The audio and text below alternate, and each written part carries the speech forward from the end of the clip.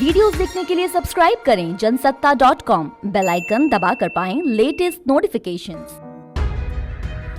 नमस्कार, जनसत्ता में आपका स्वागत है। वैसे तो बिहार के सियासी आसमान में सितारों की कोई कमी नहीं रही, लेकिन ऐसे सितारे गिने चुने ही हैं जिनकी चमक कभी फीकी नहीं पड़ी। बिहार के सियासी आसमान में उन्हीं सितारों में से एक हैं जनता दल यूनाइटेड के मुखिया और बिहार के मौजूदा मुख्यमंत्री नीतीश कुमार, जिन्हें बिहार की जनता ने सुशासन बाबू की उपाधि से नवाजा है। गुरुवार को सुशासन बाबू नीतीश कुमार ने एक ऐसा ऐलान कर डाला जिसे सुनकर उनके चाहने वाले ही नहीं बल्कि विरोधी भी चौंक गए। दरअसल गुरुवार को पूर्णिया के धमदाहा विधानसभा क्षेत्र में जनसभा को संबोधित करते हुए मुख्यमंत्री नीतीश कुमार ने ऐलान किया कि ये चुनाव उनका आखिरी चुनाव है। नीतीश कुमार ने भावनात्मक अपील करते हुए कहा कि अंत भला तो सब भला। जान लीजिए, आज चुनाव का आखिरी दिन है, अब परसों चुनाव है और ये मेरा अंतिम चुनाव है। अंत भला तो सब भला। अब आप बताइए, वोट दीजिएगा ना इनको? हाथ उठा के बताइए। अब परसों एक एक आदमी वोट दे करके भारी मतों से विजयी बनाइएगा। अब तक जितना विजयी बनाए हैं उससे भी कई गुना ज्यादा वोट से विजयी बनाइएगा, यही हम आग्रह करने आए। और देखिए, बहनों को हम कहेंगे, अरे आप ही के लिए तो सबसे ज्यादा काम किया है, तो इसलिए आपसे आग्रह है कि परसों सुबह तैयार होके पहले वोट दे दीजिएगा और वोट देने के बाद आइएगा तो घर में खाना बनाइएगा, खाइएगा और घर के बाकी लोगों को भी कह दीजिएगा कि जाओ पहले वोट दे के आओ, तब खाना खिलाएंगे। नीतीश कुमार ने अचानक से सियासत से संन्यास लेने का यह ऐलान क्यों कर डाला, ये तो नीतीश कुमार ही बता सकते हैं। नीतीश कुमार की बिहार की जनता के दिल में क्या जगह है, ये बिहार की जनता जनार्दन ही बता सकती है। लेकिन हाँ, बिहार में नीतीश कुमार का सियासी दबदबा, सियासी साख और सियासी रसूख क्या है, यह उनके सियासी सफर को देखकर आसानी से समझा जा सकता है। राजनीति के जानकारों के मुताबिक नीतीश कुमार अपने छात्र जीवन में जयप्रकाश नारायण, राम मनोहर लोहिया, सत्येंद्र नारायण सिन्हा, कर्पूरी ठाकुर और जॉर्ज फर्नांडीज से काफी प्रभावित थे और उन्हीं की वजह से नीतीश कुमार ने राजनीति की तरफ रुख किया था। यह वो वक्त था जब पूरे देश में इंदिरा गांधी सरकार की नीतियों के खिलाफ लोकनायक जयप्रकाश नारायण ने बिगुल फूंक रखा था। जेपी नारायण के नेतृत्व में जब साल 1974 में जेपी मूवमेंट यानी कि संपूर्ण क्रांति आंदोलन की शुरुआत हुई तो उसमें नीतीश कुमार ने बढ़ चढ़कर हिस्सा लिया था। 69 साल के नीतीश कुमार ने अपने अब तक के 43 साल के सियासी सफर में कई उतार चढ़ाव देखे हैं। तो चलिए नीतीश कुमार के अब तक के सियासी सफर पर एक नजर डालते हैं। नीतीश कुमार के राजनीतिक करियर की शुरुआत साल 1977 में हुई थी। 1977 में नीतीश ने जनता पार्टी के टिकट पर पहला विधानसभा चुनाव लड़ा था। साल 1985 में नीतीश कुमार पहली बार बिहार विधानसभा के सदस्य चुने गए थे। साल 1987 में नीतीश कुमार बिहार के युवा लोक दल के अध्यक्ष बने थे। 1989 को नीतीश कुमार को जनता दल का महासचिव बना दिया गया। साल 1989 में ही नीतीश कुमार पहली बार लोकसभा चुनाव जीतकर संसद पहुंचे थे। साल 1990 में नीतीश कुमार पहली बार केंद्रीय कृषि राज्य मंत्री बने। बिहार के मुख्यमंत्री बनने से पहले तक नीतीश कुमार 6 बार लोकसभा के लिए चुने गए थे।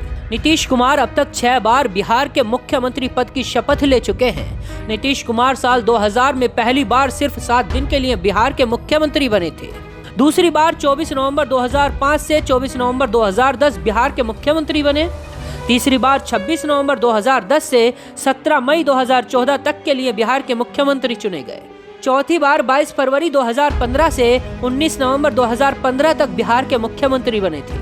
पांचवी बार 20 नवंबर 2015 से 25 जुलाई 2017 तक बिहार के मुख्यमंत्री रहे और छठी बार 27 जुलाई 2017 से अब तक बिहार के मुख्यमंत्री के पद पर बने हुए हैं।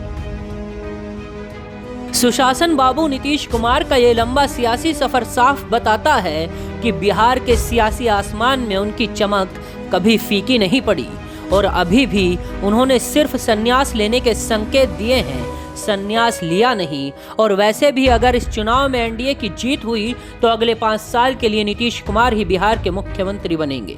लेकिन हाँ, फिलहाल तो नीतीश कुमार के इस ऐलान ने विरोधियों को हमला करने का मौका जरूर दे दिया है। तभी तो तेजस्वी यादव और चिराग पासवान ने नीतीश कुमार पर जमकर बयानी तीर छोड़े हैं। नीतीश कुमार जी का जो बयान देखा उससे ये एहसास होता है कि हम जो बात पहले से कहते रहे हैं कि नीतीश कुमार जी थक चुके हैं, उनसे बिहार संभल नहीं रहा, वो ज़मीनी हकीकत को पहचान नहीं पाए।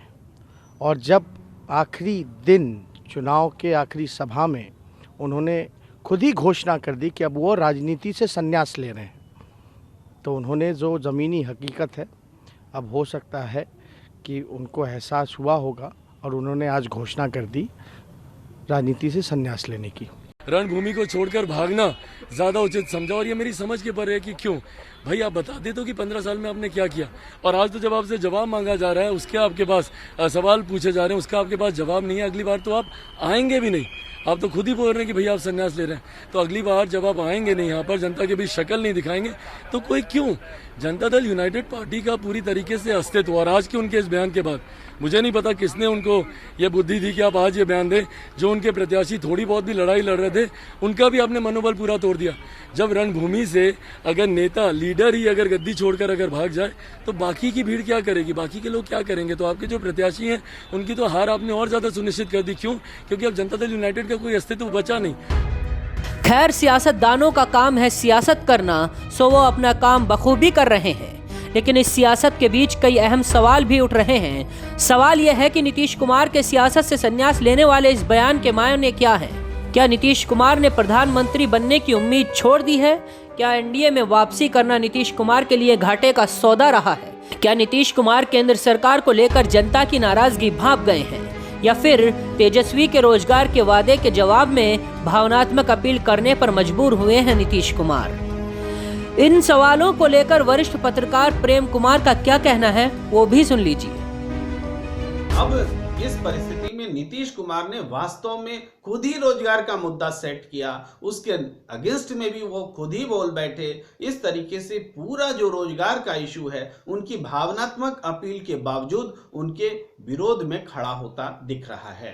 केंद्र सरकार के लिए जनता की नाराजगी भांप गए नीतीश कुमार, ऐसा कहना थोड़ा उचित नहीं लगता है। सच तो यह है कि नीतीश कुमार के लिए जनता की नाराजगी को बीजेपी ने भांप लिया। यही वजह है कि बीजेपी ने पोस्टर होर्डिंग्स में नीतीश कुमार के पोस्टर, उनकी तस्वीरें हटाई।